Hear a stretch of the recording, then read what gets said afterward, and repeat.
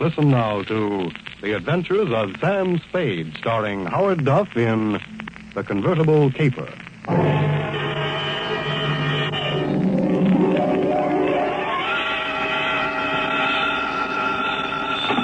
Sam Spade Detective Agency. Me, sweetheart. Sam, I knew you'd have the courage to come back and face it. Well, I'm back, Effie. What shall I face first? You didn't do something else, did you, Sam? Besides what? Besides running away with that woman in a stolen car. You're a little mixed up, Effie. The car was stolen from her. You mean it was her own car? Well, not exactly, Effie. You see, she stole it from somebody else, and then somebody stole it from her, and then I got it back for her. Well, it must have been quite a car to be worth all that trouble. It wasn't so much the car, Effie, as... Body? Sam, I don't understand. Think it over, sweetheart. I'll be right down to dictate my report.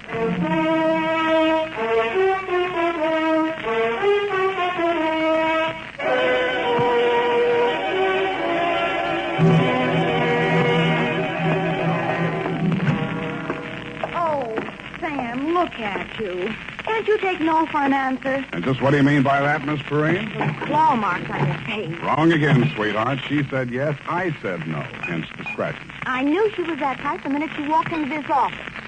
That ankle bracelet and green nail polish. Green nail polish. Well, puce colored. This one goes to homicide, Effie. Oh, not another murder, Sam. What else? To Detective Lieutenant Dunne from Samuel Spade with license number 127596. Subject, the convertible caper. Dear Dunne, it had been a dull morning, but just before lunchtime, things began to brighten up. Her clothes looked like money, and what they were wrapped around looked even better. She eased herself into the chair I pushed up for her, rattled about $1,000 worth of charm bracelet at me, and after she'd arranged her legs, mouth, and eyes to our mutual satisfaction, she allowed me to hear the sound of her beautiful voice. I do not know whether you will be interested in my case or not, Mr. Spade. Put your mind at rest, Miss Estrada. Estrada. Who knows? Perhaps I am merely a waste of time. My time is your time as you stay in the States, Mrs. Estrada. Oh, you are very simpatico, very kind. Yes. Entonces, my automobile has been stolen. When and from where? Last night, after midnight, while I was checking in at the Hotel San Rafael, where I am staying, I foolishly left it parked outside with the keys in it. Have you reported this to the police? No. I suggest you do. No. No? No. Well, why not? Because I stole it from another. Oh, I see. No, but you do not yet know all. If the police find the car and notify the one from whom I stole it, then that one will know that I am in San Francisco. And that's bad. Ah, it must be bad. If he finds out I am in San Francisco, then he will come here and kill me. That is why I must recover the car rapidly and without the police. You will be glad to help me. Be very pleasant, Mrs. Estrada, but hot cars are not exactly in my line. You wish that I don't think anybody would murder you just for stealing his car. Oh, not for the car, no. Already he tried to kill me once, twice, 3 times. So I take the car and drive away rapidly. Away from where? Mexico, state of Chihuahua, where this pig resides who wishes to murder me. Why? Oh, he drinks. He becomes a beast. He accuses me of... Look here on my shoulder, the scar. Where already he cuts me with a knife. Uh-huh. Now you have seen something that changes your mind about me, huh? You see that I am sincere. Why, Mrs. Estrada, I never had any doubts. Oh, please. I am without friends. You will call me Nietzsche, okay? Yes, indeed, Nietzsche. Bueno, now we are friends. In the car is sitting the pig. What's this pig's name? Pig is the only name I will honor him with. Pig. Pig. What make of car is this? Leonza. You know this kind of car? Yeah, it's a foreign car. I've seen a few around. This must have set the pig back several $1,000. Huh, he steals everything. Listen, my darling, please notice. Around here is pink with blue fenders. Not anymore. That's the first thing a car thief changes, the paint job. Any other distinguishing marks? Distinguishing marks? Yes. I would think. It has a radio. You don't say. And it has 2 windshield wipers. Well, I'll buzz around, meet you. If I find anything, I'll let you know. My fee is... Yes. Yes, that is something else. I have no money. Oh, that's great. That's just great. But I am sincere. You said so. Look, my darling, keep this. It is worth very much. See? This little charm alone. Platinum set with diamonds. Worth very much. You will keep it until I pay you, eh? Adios, Father. Hasta la vista. She thrust the charm bracelet into my hand, bit me on the ear, and departed. I put a Band-Aid on it, ran some cold water over my head, poured myself a stiff slug of bourbon, and examined the bracelet. The dangle she pointed out was a white metal disc with a monogram in diamonds, two vertical bars with a horizontal one on top. It was the Greek letter pi or the initials PT, depending on who had stolen it from whom. I knew it was at least worth my fee. I dropped it into my pocket and went out. My first stop was over on Mission. The sign on the building says, Masterpiece Auto Painting, Joe Rembrandt, proprietor. Sam, long time no see. Hello, Joe. Got something you want painted? No, but I think you may have painted something I want. Sam, you know me. They drive them in the front. We spray the paint on them and push them out the back. No questions asked. That's quite a turnover, Joe. Yeah, we're going big time. Got the exclusive now for the syndicate work in the hill. Is that right? Yeah. What are you looking for, Sam? A murder car? Could be. It's a custom job, foreign car, Deonza. Hey, here's what it looks like. Yeah, convertible. Sure, come in this morning. Two-color job. Which two colors? Canary yellow body, baby blue fenders. Yeah, quite a car, Sam. Quite a snazzy heap. Heath, huh? Yeah. Is that what you want to know? It was. Happy Herman Heath was one of the biggest used car thieves in the city. As I got off the streetcar in front of Happy Herman's lot, a flash of canary yellow paint caught my eye. I strolled down between the rows of cars and found it. Yes, sir, Heath's the name. Happy Herman Heath. Every car on this lot is in perfect mechanical condition. Take your choice. Kind of hard to choose, Herman. There's so many here. Yes, sir. It takes a heap of heaps to make a heap of heap. Yeah. That yellow job with the blue fenders there? Oh, yes, sir, but the motor in that car, it does need some work. Now, over here... Does it run? Oh, yes, it'll run, but over here... This is more what I want. Let me try it. Sounds all right to me. Oh, idling, yes, but needs some work in the transmission of the differential. Mind if I drive it around the block? Well, the mechanics are just about to work on it. Besides, I'm afraid this car is more than you care to invest. Well, let me try it out anyway. Here, I'll leave a deposit. I reached in my pocket for Meech's charm bracelet.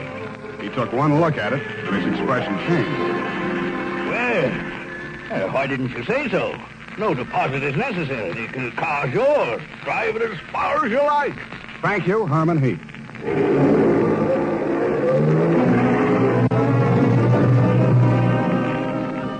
I took him at his word. I put the magic bracelet in my pocket, drove back to O'Farrell Street, parked in front of the San Rafael Hotel, slipped the doorman a buck to wash it for me, and went on into the lobby. The desk clerk said that Senorita Estrada had checked out 30 minutes before, leaving no address. I found the house dick in the bar and asked him for a rundown. Yeah, I remember her, Sam. Very nice dish. Any callers, Tiny? Yeah, two guys. Yeah? Went out when they came. Ain't been back since. Who were they? You won't believe it, Sam. One of them was Tom Carey. What's he doing in San Francisco? He's wanted for murder. And I don't know, but there must be plenty in it if he brought him back across the border. He's staying here? Yeah, room 613. Uh-huh. Do me a favor, will you, Tiny? Anything at all, Sam. There's a car parked outside in the loading zone here. Stow it in the hotel garage for me, will you? Upstairs, as far out of sight as you can get it. I went upstairs and rang the buzzer at room 613. The door was opened by a little dark-complected man with hard eyes and Indian features. There was a mean-looking knife in his hand, but he put it away at a nod from Tom Carey. How'd you find out I was in town? Not from Meecha. I don't know how much she told you, Sam, but if she told you this much, she was 11. It's $1 million caper. And you know some of the things I've done for less. What's in it for me? What'd she pay you? Nothing. She left this charm bracelet in Hock. Now, boss, I caught him now. Shut up, Falcon. Give me that bracelet. Mine. Watch it, Tom. Don't crowd me. I got something bigger than this, or you wouldn't be here. All right, Sam, what do you want? I want to hear you talk. I guess you know I've been down Mexico way. I'm listening. I got a little business down here, garage business. Running hot cars across the border from the States? We cool them off. Little body work and his serial number, like plastic surgery. Sounds like a good business. You shouldn't be neglecting it. You met the dame. She says you want to kill her. I was off my trot. I scared her. I didn't mean anything. I thought I could scare her into sticking around.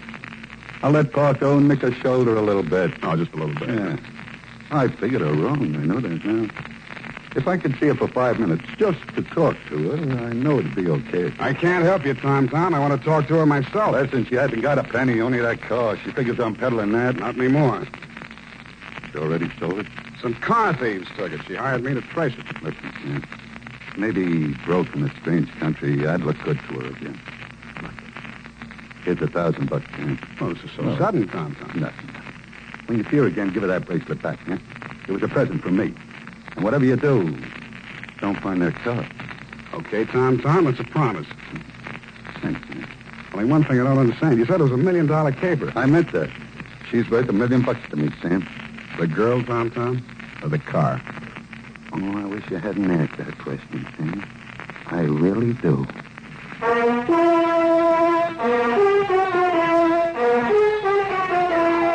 And now, back to the Convertible Caper. Tonight's adventure with Sam Spade.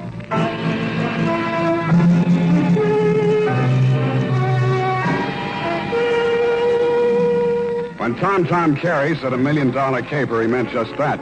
He never risked a rap for less than $100 grand, and no dame that ever lived was worth more to him than a hot mink coat. If Nietzsche wasn't the $1 million package, the car was. I didn't know what was in it. With Tom, it might be diamonds, dope, smuggled Chinese, or just plain money. So I went back to the hotel garage. Number 1279. I climbed the long, curving ramp to the second floor and found the canary yellow Deanza convertible crowded in behind 4 ranks of cars at the rear of the building. I started to work on it. Nothing in the luggage trunk, nothing under the seats, under the upholstery, and the door panels, nothing anywhere. Then I got Tiny Stover, and the two of us went over the second time. It's a cold lead, Sam. It's not, I know it's not. Now think, Tiny, what's different about this car? Well, solider built than most. Good body work. I don't know. Hey, here's something. What? There's a hole punched out of this fender over here. About the size of a quarter. Let me see that. Yeah, right here. It curves under, see? Yeah. What's that you got? Charm bracelet. Did you say this dangle on here was what was cut out of that fender? Let me see. It fits. Fits even the curve. Yeah. What does it mean, Sam? The dangle on the bracelet is solid platinum. Hey, Sam, are you trying to tell me the fenders on this heap are solid platinum? You got a pocket knife, Tiny? Yeah. Thanks. It shines. Sam, is this a hot car?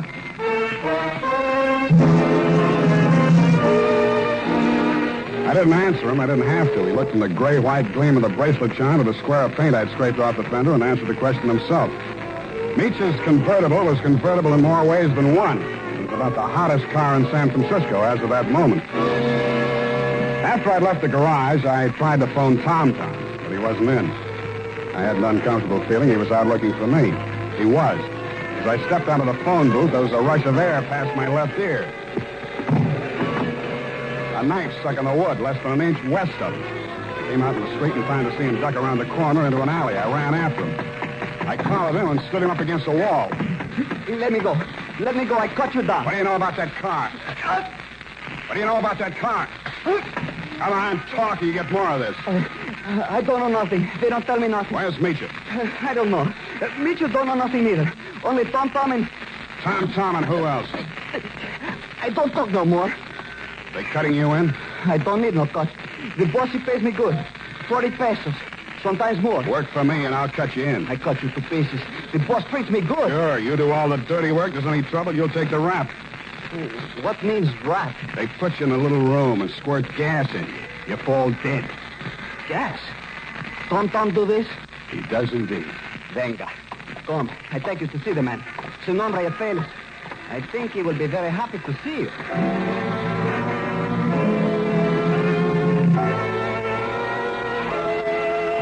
The place Paco took me to was about as high on Russian Hill as you can get. The house was old, faced in brownstone, and had a high iron fence around it. On the gate was a nameplate, H.H. Lovelace. When I opened it to go in, I noticed that Paco was no longer with me. Oh, Mr. Spade, come in, come in. The gray-haired gentleman who greeted me was wearing a wing collar, a carnation, and a very distinguished air. I could hardly believe it, but he was definitely, beyond the shadow of a doubt, none other than the one and only Happy Herman Heap. Well, Mr. Spade, I see that you're surprised. I'm overwhelmed, Mr. Heap. Lovelace, that is the correct name. For my avocation, I selected my first and second names, the H.H., you know. My full name is Herman Heap Lovelace. About that car, Mr. Spade. Yeah, about that. I must own that you outwitted me. I was rather proud of my little device, the disc on the charm bracelet, you know. When you showed it to me at the my business establishment, I naturally thought you were authorized to take the car. Yeah, naturally. However, I'm not averse to enterprise in a young man, and I'm prepared to pay for my blunder. You said $1 million I still couldn't accept, Mr. Lovelace. Oh, why not? I was hired to recover that car for my client. It's not mine to sell. Well, it's certainly not hers. I don't care whose it is. All I know is that my client's life is in danger, and it has something to do with that car. Miss Estrada? Yeah. Excuse me one moment.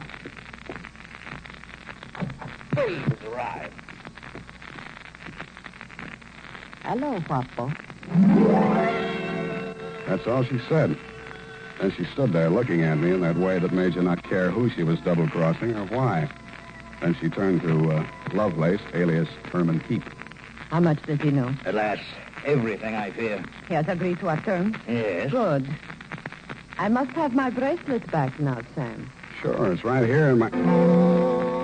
I reached in my coat pocket for the charm bracelet she'd given me to keep for her. It wasn't there. It wasn't in any of my pockets. I guessed that it was in one of Paco's pockets. Mitya watched me fumbling, her eyes blazing with anger. Fool, you have lost it. We are helpless without that. I thought it was the car you wanted. Please, one thing at a time. I suggest that we first gain possession of the car. Yes, Lovelace, you are right. First, the car.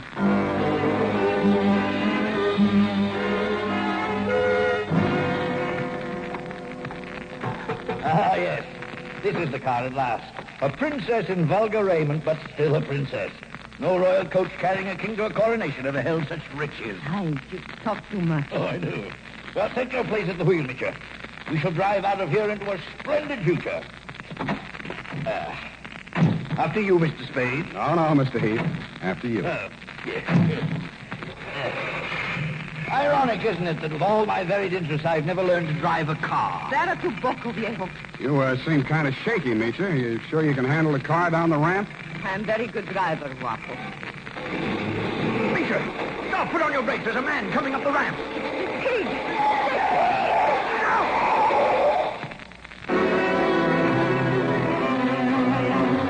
He was dead before I got to him. As I leaned over him, I saw the bracelet lying beside his hand. I picked it up and walked back to the car. Mitya and Herman Heap Lovelace were sitting in stony silence, glaring at each other. Is he dead? Yeah. Was the bracelet on him? I didn't look. Lovelace, go and frisk him. Oh, must I? It's very distasteful to me. Come, Mr. Spade. You fool. We trust this detective. Go on. Very well. Get in, Sam. Get in. We leave him here. What's the matter? Is something wrong? Oh, nothing at all. Come back here! This is an outbreak! I mean, quick! Come back here, I say!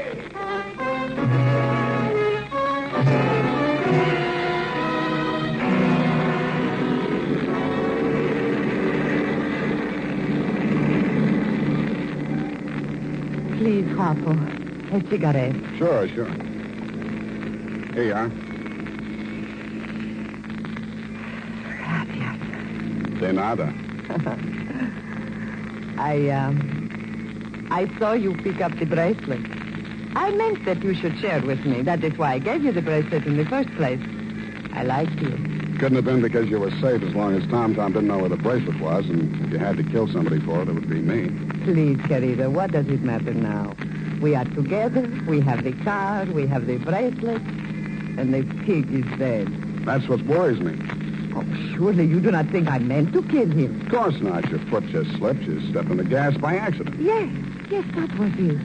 It won't stick, sweetheart. Not with me. But with the police? My story won't help you. I don't know enough. Oh? Then I tell you everything. I was with Tom for a year. I hated him 365 days. I tried to run away. Always that Paco came after and brought me back. Then, Senor Lovelace came with the car. Senor Lovelace had much money, but he could not take it from the country. So he stole platinum. Some he received from refugees who had sent their fortunes abroad in that form. But there was no safe way to get it across the border. So for a cut, Tom had the platinum made into fenders and welded onto the car. Why was the bracelet so important? It was too dangerous for Lovelace to bargain directly. Tom was to get the money for the platinum and give the little piece of the fender as a token. Yeah. Lovelace would know who to give the car to when they showed it to him. That's why he let me drive the car off the lot, huh? I don't care, darling, even if you try to steal it. Now we understand each other, no? You are tough, too. Tougher than Tom, I think. Well, Now we have everything for ourselves, you and me.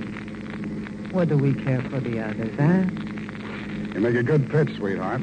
You look beautiful while you're making it. But I don't like you driving. What do you mean? Pull over. I'm driving this heap back to the city. No. I said pull over. I won't let you do it. I don't care what happens. Take it easy. You want to kill us both? Sure, I will kill us both. We die together or we live together. Yes or no? You're nuts. Answer me. The answer is no. Bueno, you will see I mean what I say. The fog thinned out just as we rounded a bend in the road. There was a point ahead with a sheer 300-foot drop to the sea. She jerked the car away from the pavement and steered straight at it. I grabbed the wheel and twisted it. The car skidded on gravel and slid sideways toward the cliff. I got the door open and tried to yank her out with me. She held on and kicked me until I rolled free.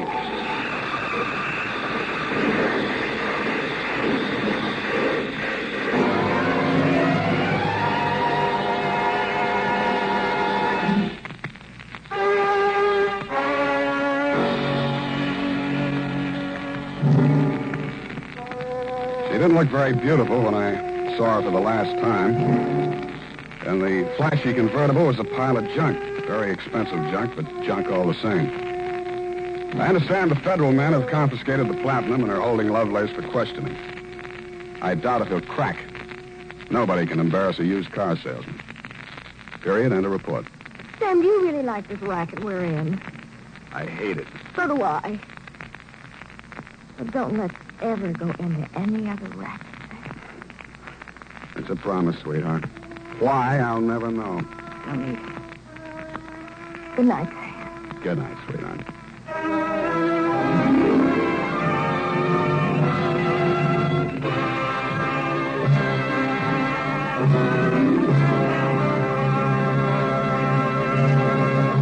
The Adventures of Sam Spade, Dashiell Hammett's famous private detective, was written for radio by Bob Tallman and Gil Dowd, with musical direction by Lud Gluskin.